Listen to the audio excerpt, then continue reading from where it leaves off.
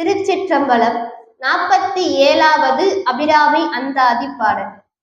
வாழும்படி ஒன்று கண்டு கொண்டேன், மனத்தே ஒருவர் வீழும்படி அன்று, வில்லும்படி அன்று, வேலை நிலம் ஏழும் பருவரை எட்டும், எட்டாமல் இரவு பகல் சூழும் சுடர்க்கு நடுவே கிடந்து சுடர்கின்றதே அப்படின்ற இந்த பாட்டுல அபிராமி பட்டர் சொல்றார், அம்மா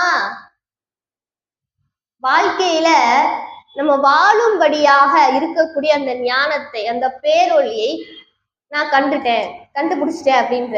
வாழும்படி ஒன்று கண்டு கொண்டேன், இந்த அழிவற்ற இன்பம், அந்த பேரொழியை அதை நான் கண்டு கொண்டேன் அப்படின்ற.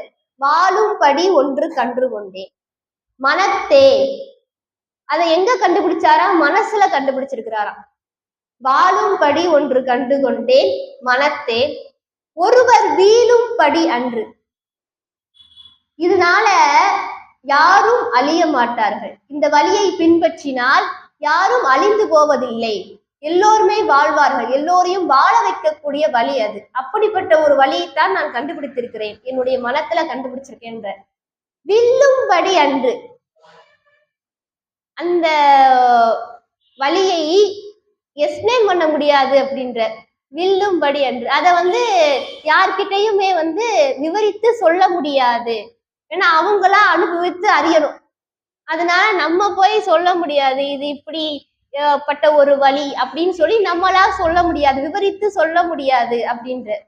வில்லும்படி அன்று, அந்த அப்படிப்பட்ட அந்த பேரொழியை அது எங்க இருக்கு அப்படின்ற. வேலை நிலம் ஏழும், வேலைனா கடல், வேலை நிலம் ஏழும்னா 7 கடலால் சூழப்பட்ட பகுதி. அதை தாண்டி வேலை நிலம் ஏழும், 7 கடலை தாண்டி பருவரை எட்டும், 8 மலையை தாண்டி சொல்லுவாங்க இல்லையா சில பேர், 7 கடலை தாண்டி 8 மலையை தாண்டி நான் வந்தேன் அப்படிம்பாங்க இல்லையா.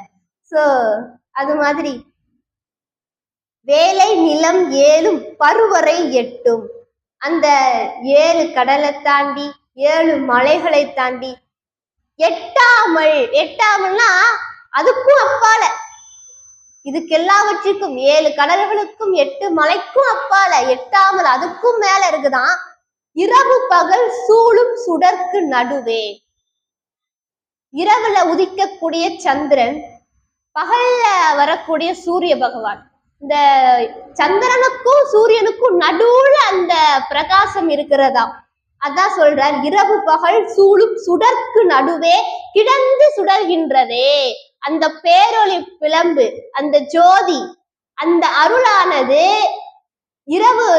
இரவுல வரக்கூடிய சந்திரனுக்கும் சூரியனுக்கும் நடுவுல சுடர்கின்றதுமா.